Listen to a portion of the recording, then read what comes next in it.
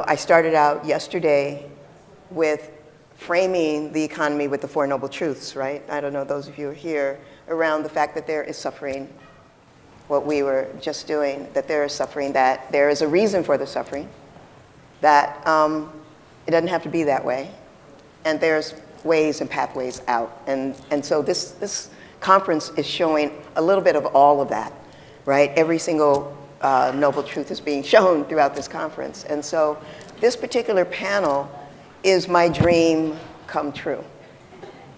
I have been wanting to have in a straight up conference about the next economy, a panel on the intersection of spirituality and the economy, and from women.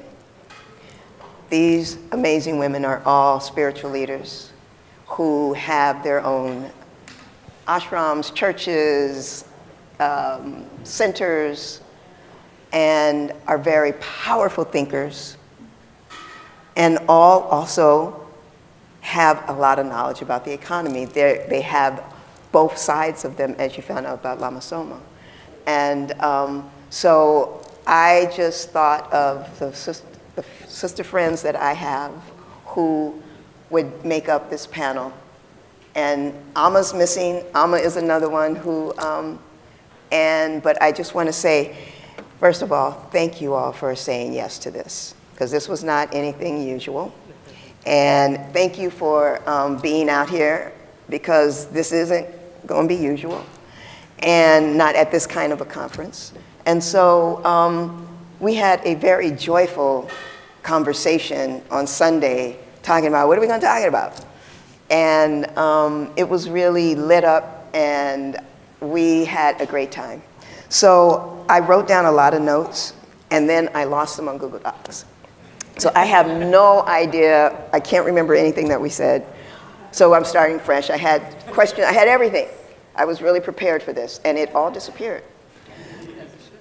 But what I do remember is that everybody's going to have a little time to speak, and the order in which we're going to do that, and then we're going to just do a little free-for-all and talk about what is it that basically why did you say yes to me? Why did you say what I do, who I am, what I bring, what I'm passionate about has everything to do with this conference around the next economy and around how we live on the planet.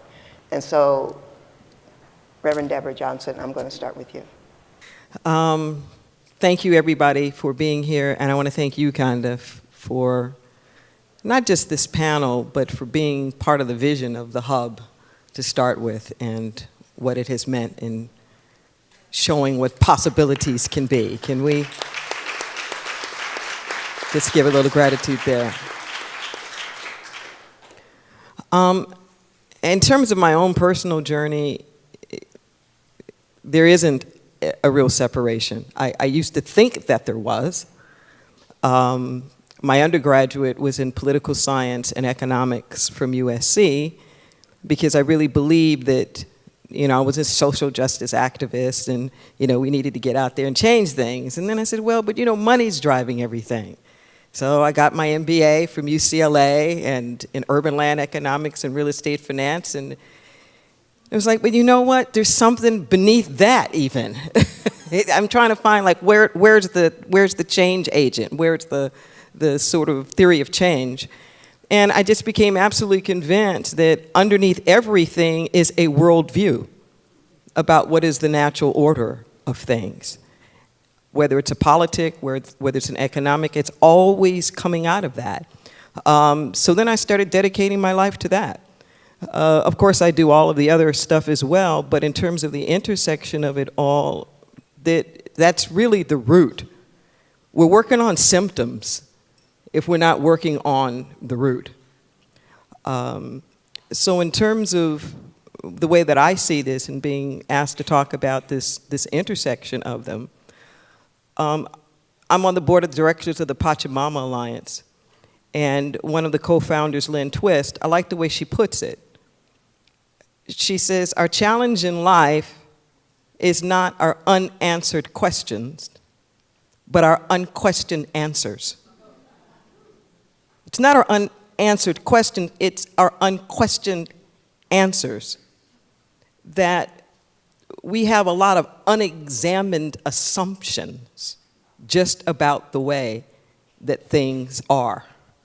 And it's these underlying assumptions, that unexamined assumptions, that are underlying so many of the practices and the policies and the principles that we have. So yes, we need to revolutionize the economics, but as Lama just said, economics is just a behavioral science. That's all that it is. It's the study of people. Political science is the study of people and what they do with their power and their institutions. Economics is the study of people and what they do with their resources. So I think not only do we need to have a revolution in our practices and our policies, but we need to have a revolution on how we view humanity and who it is that we think that we are. And get back to the beginning. That economic theory, capitalist economic theory, is based upon a certain worldview of humanity, which I think we just need to straight up challenge. And if we don't challenge this, then we're just sort of rearranging the chairs on the deck of the Titanic. It's going down as long as we still believe these assumptions. And it's these three basic assumptions. Resources are scarce, more is always better than less, and everybody always operates on their own self-interest. And I want to just take a moment about like each of those. So this notion that resources are scarce, I want to take that from two different angles. One, if it really is scarce, what does that mean? If it's scarce, that shouldn't be the sign of, ooh, let me make sure that I can grab as much as I can before anybody else gets it. If it's that scarce, we should treat it like it's sacred. If it's that scarce, then we should be impelled to make certain that there's enough of it available for the rest of the generations to come. So scarcity shouldn't equate to faster hoarding. Scarcity should relate to sanctity. And I think if we made that kind of shift in terms of, as a human being, what is my relationship to this stuff, that I think we would come up with a whole different idea if we remembered that we were here to dress and to keep the planet.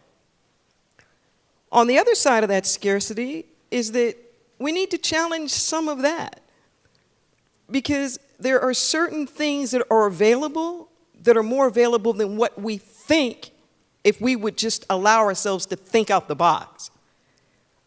We could have enough energy for everything that we need if we weren't so stuck in our quote-unquote scarce resources that can be controlled and commodified and owned. And if we really started using our thinking and tapped into the infinite potentiality within us to be co-creative beings, who knows what we might have, but you couldn't patent that.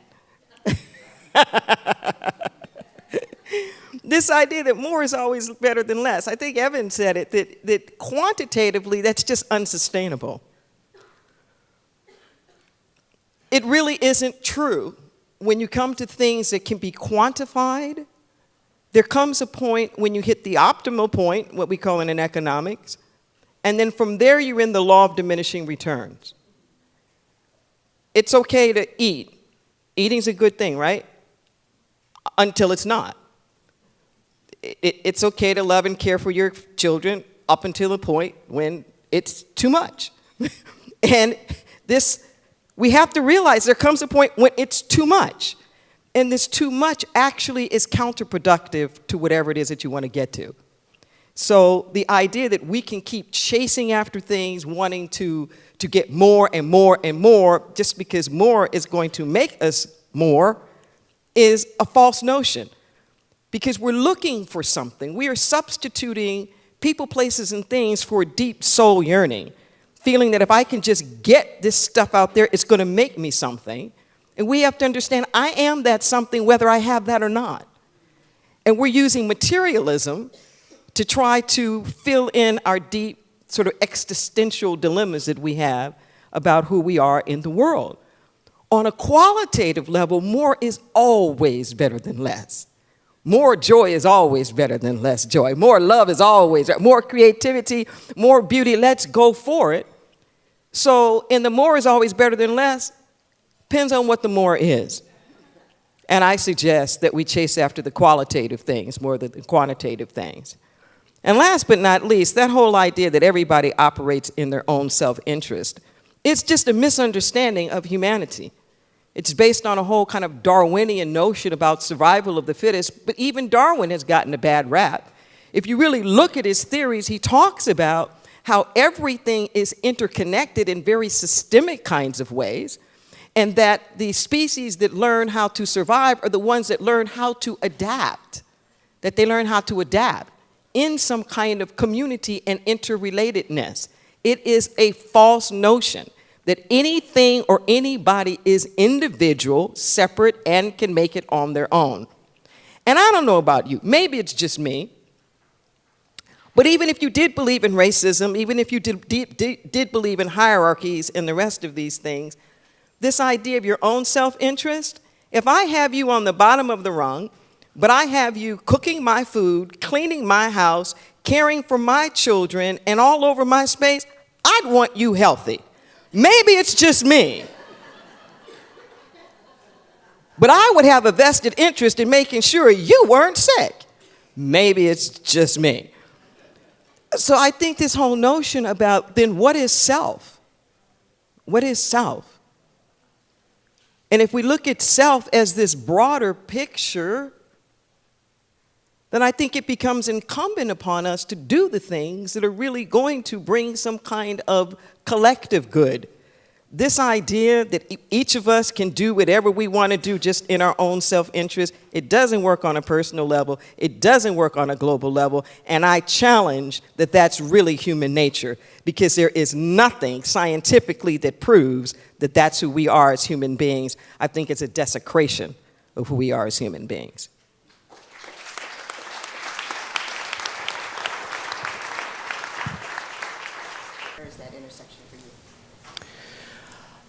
I think similarly to Reverend Deborah, that I had this sort of pursuit of like, what's the thing underneath the thing underneath the thing? And I often ask, you know, like there's these 5 whys. There's this notion of asking yourself why 5 times. And before that book, there's a book or something that came out about it, but before that existed, I would do that with myself. I'd be like, why? And my poor dad, who I grew up with early, had to suffer my, insistent and persistent whys. Like I just questioned everything, and that became a very early practice for me. And I think ultimately that's part of why I ultimately ended up in a Buddhist tradition, because the propensity for the Buddhist orientation is to actually question everything. And I was really moved by the notion that what the Buddha said is like, don't believe anything you hear, even if it comes from the sages, even if it comes from me, even if it is the people that are the most high. Only believe it because you test it and it is proven to you. And so that worked for me, because either I'm like really arrogant or really curious about things, take your pick on any given day. So this sense of like, I have a justice-centered heart and orientation, and wanting to get to the root of the root of the root, and not just like tickle around with the symptoms and move the pieces around the board or the chairs around on the Titanic, the deck of the Titanic. And similarly, I came to this sense of like, oh, this is about worldview. And we talk a lot about science, right? The political science, the economic science. And science begins with hypotheses. And so the hypotheses is actually based on the limitation of your worldview. So I think about this sense that we orient an idea of like, well, this is, people work at from a perspective of doing only what is in their self-interest, comes from a particular worldview.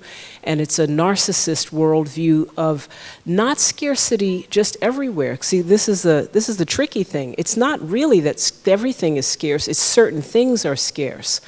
Because, and I do think maybe it's just you when it comes to capitalist ideas, is why wouldn't we want the person that's cooking and cleaning for us healthy? Because we think that they are an unlimited resource. We relate to them not as human beings, but as resources, and they're expendable. And so if that slave, if that housekeeper, if that caretaker, if that gardener, if that cook, it gets sick and ill, I'll just pick them up and replace them. And they're like our cups, right? The way that we just like drink out of a cup, and it's a paper cup, and we squish it and we just throw it away, because that resource of the human beings and the planet is perceived actually as fairly unlimited. And the only things that are scarce are the things that I want to commodify. And so that worldview from the beginning, of that orientation of that there is a hierarchy in terms of the fundamental humanity, not that they're not human beings. People have often said like, oh, you know, we relate to some people as if they're not human beings. We relate to them as if they are without humanity, which is of course a reflection on ourselves and who we are and where we're coming from, and not at all a reflection of the people that we are in relationship to. And so the orientation, and that's what I questioned, is what is that orientation? What happens to a human being? I can see what happens to the people that are brought into decimation through being treated as property, people that are have their people, submitted to genocide. But my question became, what is it that has happened to the people that will do that? So we can question the power, right, and the use of power, and how is it that they built ships and went and got somebody, and guns, and went and attacked other people. But what is it? What happens to human beings that they can orient themselves in such a way that they lose this fundamental connection? Because we're deeply programmed as human beings to recognize other human beings. We don't think they're cats, we don't think they're dogs, right? None of that happens. But what does happen, and they understand this scientifically, is that the impulse to recognize and have a sense of compassion and empathy can be diminished to absolutely flatline. So there is no feeling state in relationship to that other human being and what happens to them. There is truly, literally no care, not even a resonant sense of care that would make sense to then say, oh, I want them to be healthy because I want them to be able to take care of it. It's like, no, when that gets used up, I'm just going to throw that away. And that is a result of having oneself located in a place of such incredible isolation and disconnect, not only from the rest of humanity, but from the planet itself, and from a relationship that is comprehensive and holistic to the planet. So when you start sort of like pulling away from the planet, then you can start pulling away from the relationship to the things and creatures and beings of the planet. And then you can get further and further isolated into this sense of a hierarchical, just me, just who looks like me, just who operates like me, sense of thinking that is a disconnect fundamentally to your own self-knowing of yourself as a human being. So I don't think it's so much that there are these human beings, because I think this idea reifies power. There are these human beings that disconnect themselves from other human beings. I think that there are human beings that lose their sense of connection to their own humanity. They're the ones floating out there. The people that are being commodified and marginalized are fully intact in terms of their actual humanity. What we really need to look at is what happens to those people that allows them to orient themselves. And I think that very much comes back to a worldview that is isolationist, that pulls people into a sense of there is only me and mine, and there is only the need to therefore protect me and mine, and everything else becomes a tool, becomes a resource, right? Like even the notion that the planet is a resource that is for our use somehow, that people are resources, that animals are resources, right? That they're not that they're not treated with a sense of dignity and sanctity that is natural, I think, to our sense until we cut that off. So for me, that is really the critical question, and I keep going back down and going back down and going underneath and saying, really capitalism has only existed for a fairly short period of time. And we have this obsession with thinking like, if we can't envision something else, then this must be the only thing. And we're caught up in that lie. So first of all, we have to actually break that lie, that somehow, because we are caught up in someone else's nightmare, that is the only nightmare that we can possibly have. We can actually vision outside of someone else's really disconnected, disrupted sense of connection to the earth. Their nightmare is producing the thing that we are all living in, and then we perpetuate it and are complicit in it when we don't question it, right? So when we say, well, this is just the way it is, I always say this is the biggest, most insidious lie that most of us live with. Is that true? Is that true? This is the way it is now. Is it the way it has always been? No. Is it the way, therefore, that it always has to be? Absolutely not. So our ability and our willingness to actually disrupt the temporary reality that we think we see ourselves living in by dropping into a deeper wisdom of our own connectedness, I think is the beginning of how we start to get out of this. And then we do what we're doing now, which is we have conversations with each other. And we can't do it alone, so we enter into these spaces in which we are co-creating a possibility that none of us has necessarily known in our visual sphere and our embodied sphere, but we know it deep in our heart that there is a deep challenge that we're facing in our society where there are some human beings, right? And if we don't orient ourselves around just saying like, well, there's something just wrong with them and get rid of them. But there's something wrong with the way that we are structuring and living in our culture and advancing our culture that allows human beings to be disconnected in that way. And that is what we really want to examine, because as long as we keep with the orientation of there's some bad people that need to be just put away or fixed, or, like, let's just get rid of them, and then those of us that have the great vision, we're just recreating the same cycle, right? It's a cycle in which there are some of us that have better ideas about things, and the rest of those people, it is Darwin, right? That simplified Darwinism, that we're better.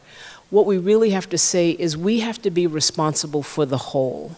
And I know that's hard, especially now, because there's some like 3-letter word holes that are not really working right now when we don't want to actually feel responsible.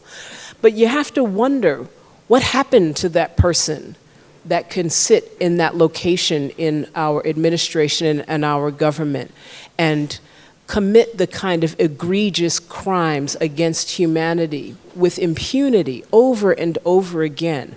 What happened to them? It's not that we're going to solve them and that situation by saying, oh, what happened to them right now, but we can begin to cultivate a different way in which we live in our own hearts and begin to shift our worldview out of a place that splits us into Democrats and Republicans and liberals and conservatives and religious and non-religious and, planet-loving and atheist or disrespecting, all of those things, and actually be much more attentive to the sense of, if that exists out there, that exists in here. What is it that I have to rout out in me?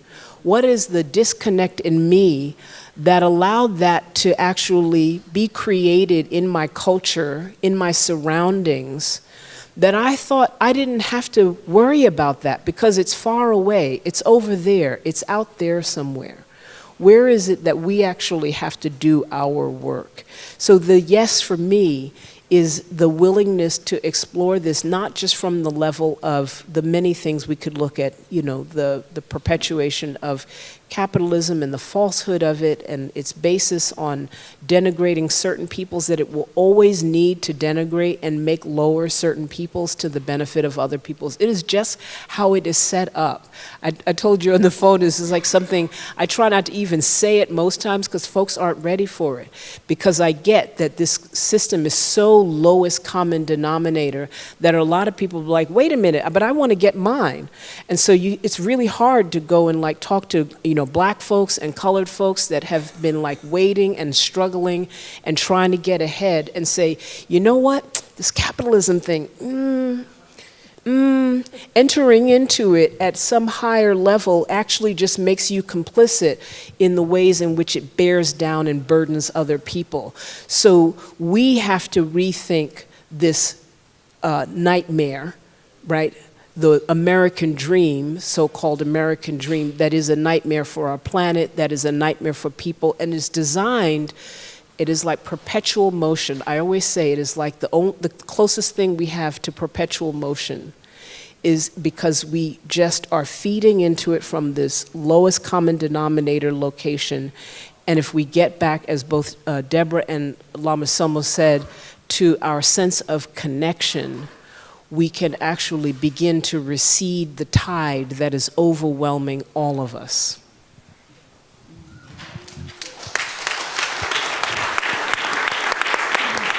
So just what you were speaking about last is sticking in my mind, and I'm remembering Arnie Mindell talking about, he asked the most interesting question. I love good questions myself. He said, how did we dream up Hitler? I thought that was a really interesting way to put it. I mean, Hitler was just this goofy, failed artist guy. Okay, but somehow humanity dreamt him up, and he was able to rise to power and so on. He didn't do that all by himself. So that phenomenon was dreamt up.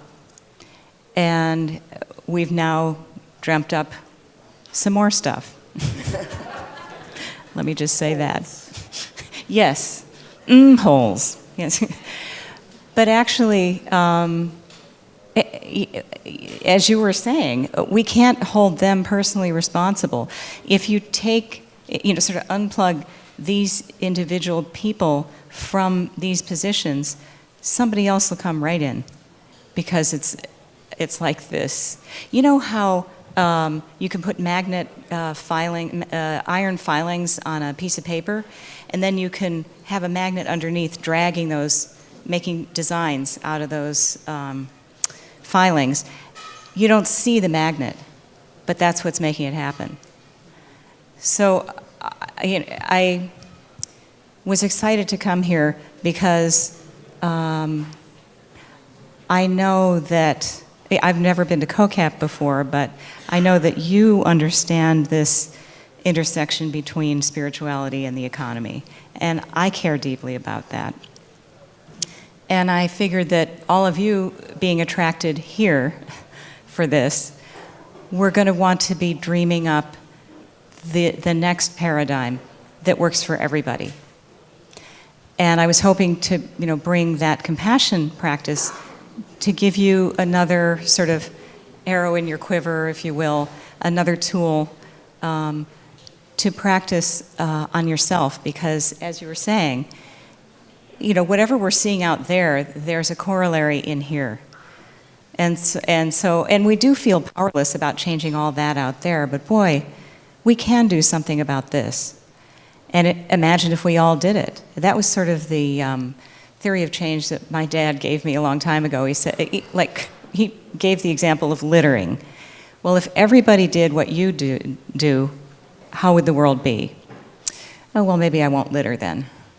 So if everybody addresses what's going on inside, then it's going to come out very differently. And I do believe that people's states of mind very much infect each other.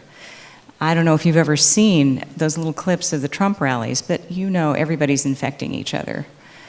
When they scream, lock her up, it's like, when they used to have witch burnings. My mind just flips back to that.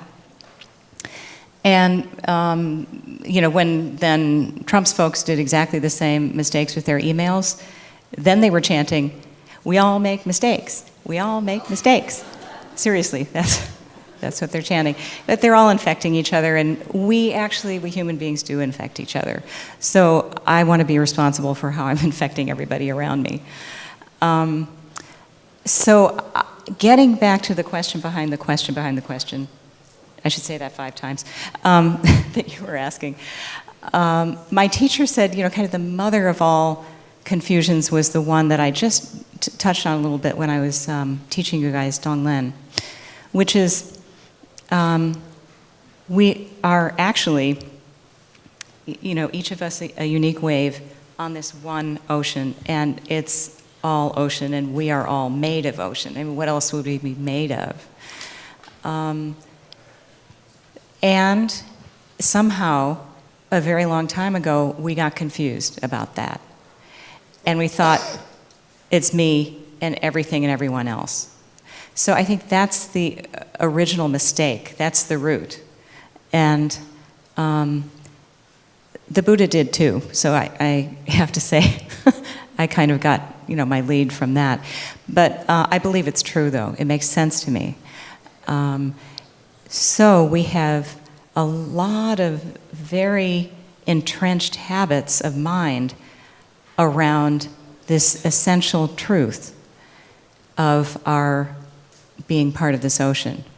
So I want to give that confusion part its due, because it's a factor. So there's something in Buddhism called the 2 truths. There's relative truth and ultimate truth. Now, within relative truth, I'm different from you, and, this table is solid, and whatever David Bohm said about, the little wavicles, it's just, I put the glass on the table, it's not going to fall through. So there's that level of truth, but then there's that ultimate truth about the ocean and the waves. If we let go of either of those truths, we run into trouble.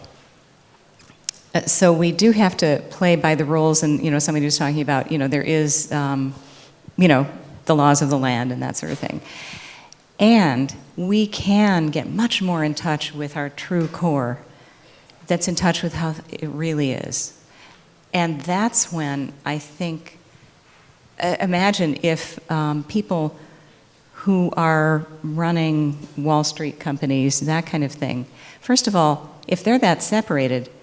Talk about a loneliness epidemic. I'm sure they're suffering, actually. And this all brings me back to my teacher, who was imprisoned for being a spiritual leader in Tibet. And he spent 9 years in prison and met his first heart teacher there. And his heart teacher, first of all, he was absolutely furious. He was 13 years old, and you know how we all are when we're 13. And we have a problem with authority, right? Here he is in prison, ripped from his family, can't send an email. There wasn't email. And he's just stuck doing hard labor in this prison. So he said his biggest suffering was his own resentment. And he said it was just burning in his heart, and he was like in a hell realm of his own personal mindset. And his teacher took him under his wing and gave him practices, including the one that I gave you today, and had him practicing these every day, and start to have compassion for his jailers. Because he said, look, you're working off karma. You're in a work-study program here. You're kind of like in a monastery with bad food, bad service. So take advantage of that and study the Dharma and change your own heart mind. And also, you need to see that you need to have compassion for these guards, because that's not what they're doing. That's what you're doing. And so you're lightening your karmic load. You're feeling happier and happier. And he was feeling like I don't know, after a year or two, he was feeling like, I could just be here forever. This is wonderful. I'm getting teachings, I'm practicing, I'm in real deep contact with that whole big ocean. So I'm happy. And he said, I went from a hell realm to a heavenly realm. It was just amazing. And the teacher said, you need to have compassion for these jailers because they're adding more and more heavy karma for themselves. And look at their faces. They're not happy while they're doing it. So I hope that, I guess, because I brought this teaching that I wanted to share with you today, and I have faith in everybody here to dream up the next paradigm. I just wanted to do what I could to, support you all. I'm not going to be able to dream it up, but I think all of us together can do that.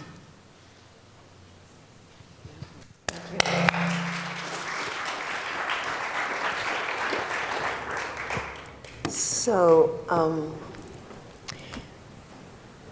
I have a question for all of you. When I think about let's use your metaphor of the wave and the ocean.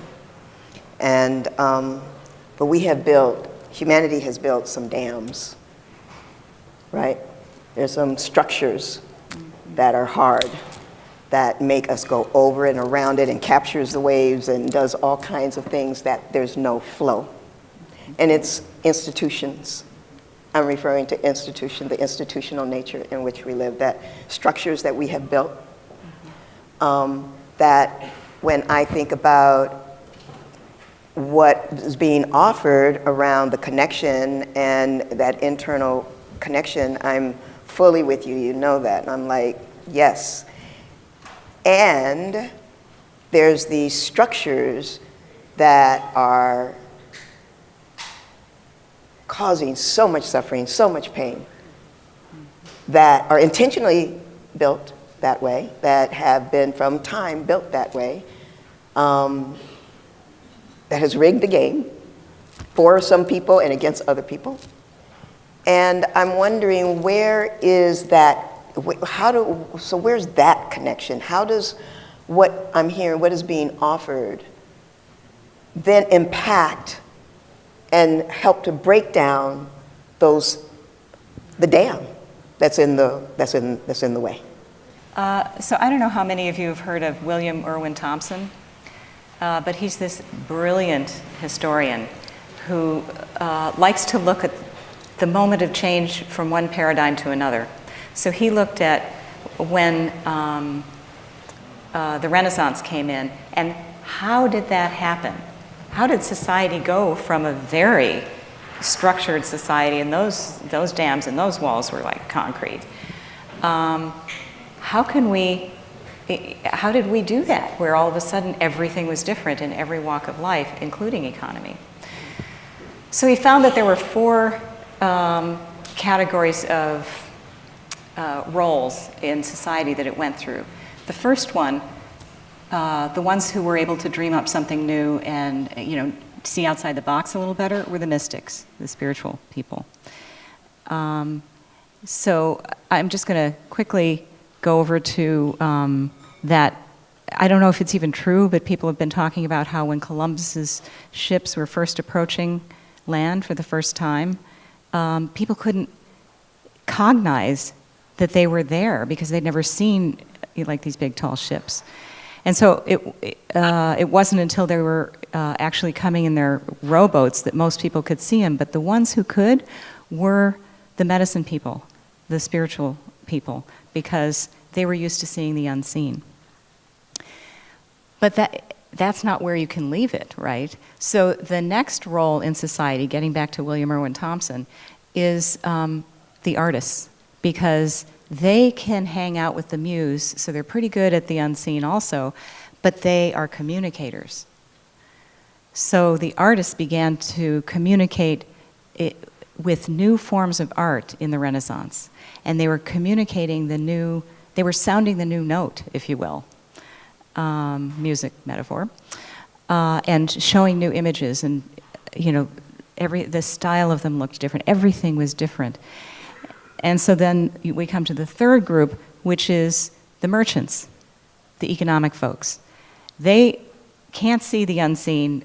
They may not be able to dream things up as easily, but once they get an idea of something new, if they think it's going to work, they're going to try it. They're going to do it. Hey, if it works, sure, I'll do it.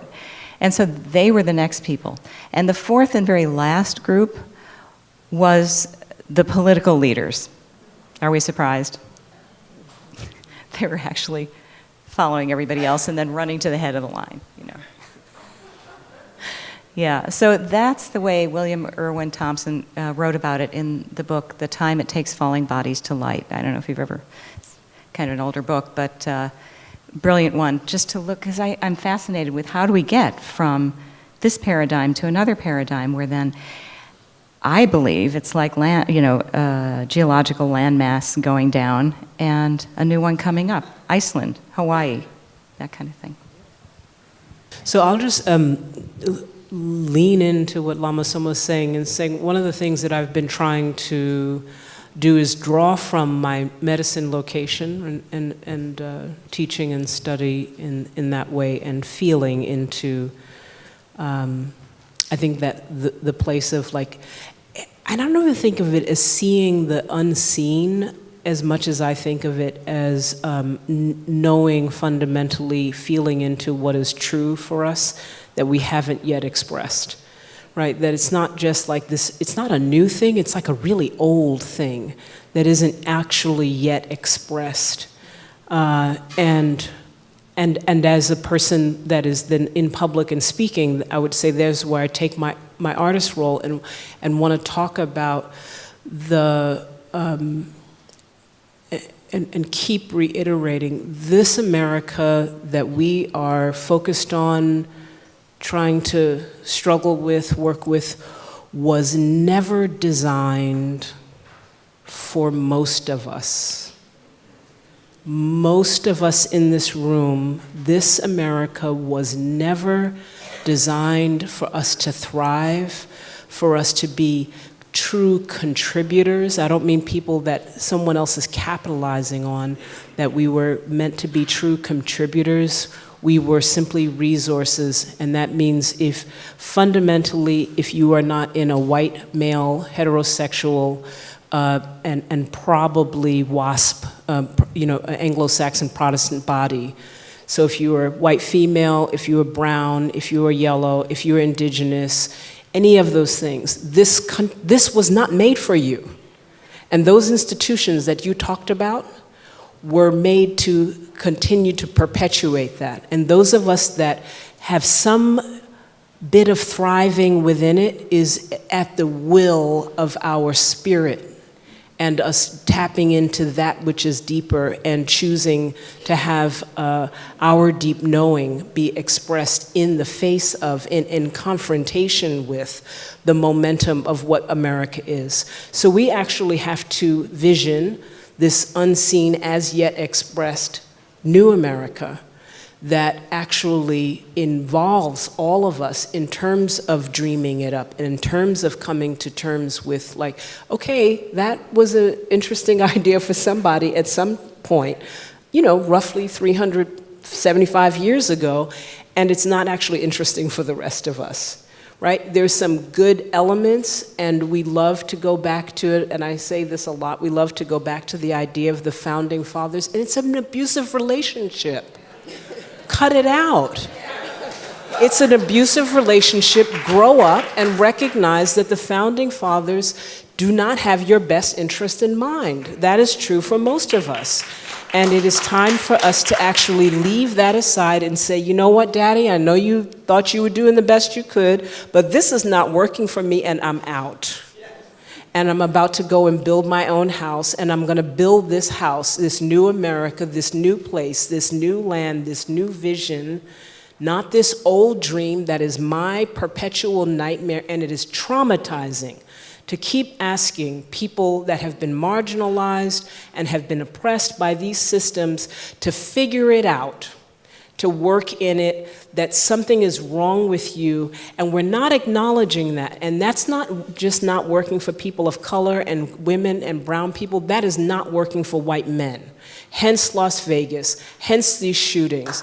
It is not working for them anymore, and we're in the place in which we are manifesting what is true the way it is not working. It is disconnecting, it is isolating, it is keeping people from being able to love each other in the way that is the natural order to them.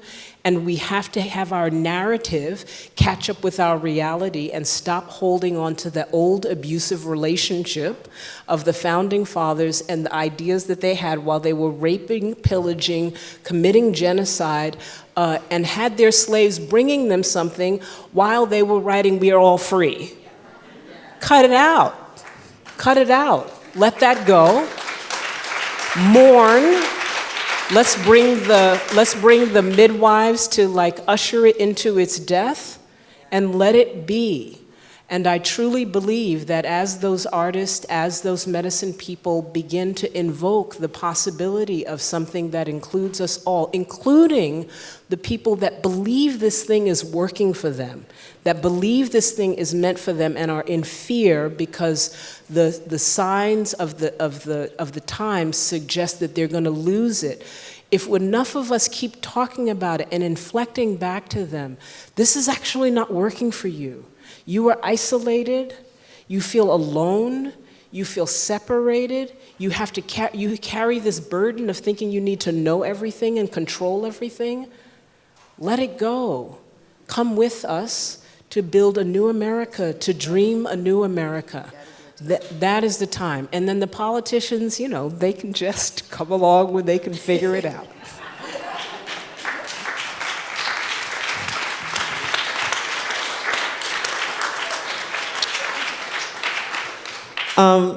You know, I echo everything basically that has been said here. And I think it's kind of summed up in the whole concept of supply and demand, which we think of as an economic term, but there's actually spiritual principle behind that. And scientifically, we can actually prove how if there is enough of a demand for something, if there's enough energy that's going towards that, if there's enough visualization, conceptualization of it, it's gonna happen. And we all know that. We know that if enough people really wanted a particular kind of whatever, that eventually somebody's gonna build it. You know, we know that. And I'm saying that part of our job here is not to keep worrying about things on the supply side, but we need to up the demand. We've got to up the demand for justice, up the demand for equality, up the demand for fairness, where it's pain pushes until vision pulls. So we don't keep talking about what we don't want, but we keep visualizing so clearly the world that we do want, that there's a whole energetic shift that happens by the sheer intensity of our own intent. That when you look at the theory of change, it's like concentric circles, where to have a revolution, and I had the privilege of being in the political science honors program at USC, where we studied the theory of revolution for a year. And it was incredible to see that it only takes 10 people to start a revolution. It only takes 10 people. Seriously.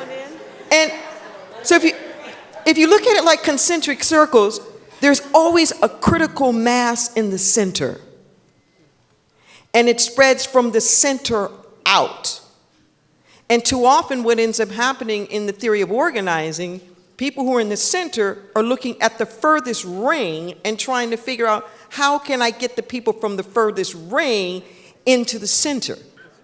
But that's not how it works. Sometimes we call it the low-hanging fruit.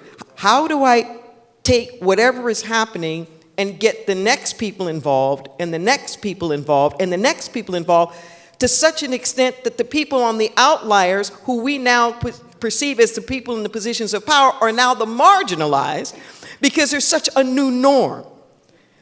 So when we look at all of the systems, they come crumbling in the face of alternatives. They crumble in the face of alternatives. and the kind of work that we're doing here, we need to keep doing all over the country so that the people take the power back. They stop kowtowing to what they think is all of this authority and stuff over them. And I honestly believe with all of my heart, because I've witnessed it. I've witnessed it in my own life. As a little gay Pentecostal kid who was taught that there was no place in the world. We weren't even supposed to exist.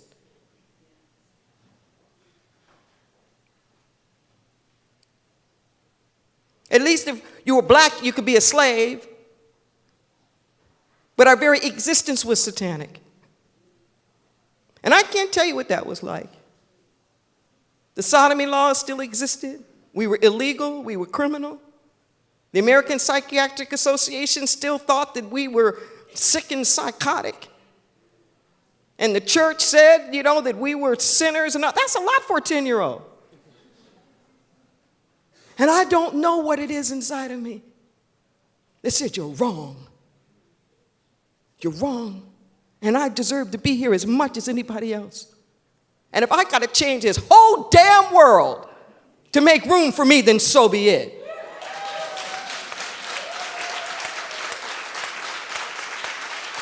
And to get to the point, I'm not saying we reached nirvana, but even I didn't believe at 10 years old that one day I could have been legally married to a woman. But it happened. Growing up, we used to always say, when people said you can be anything you want, yeah, but you never be president. That's what black people used to say to each other. We've already seen it. There is so much that can happen if we just get off of the idea of how hard it is. How much do you want it? If you want it more than you think that it's hard, we'll have it. We just have to keep doing it. You keep doing it by the time the laws change, by the time the government comes around, by the time the Supreme Court rules in your favor, you're already doing it. And that's not to say there aren't hard things out there, but if we keep loving on each other, if we keep showing up at stuff like this, we keep doing our inner work and feeding our souls, I believe in my heart of hearts, there is nothing that is impossible. Because anything that is not sustainable will fall one day. The mark of the moral universe is long, but it bends towards what? Justice, baby.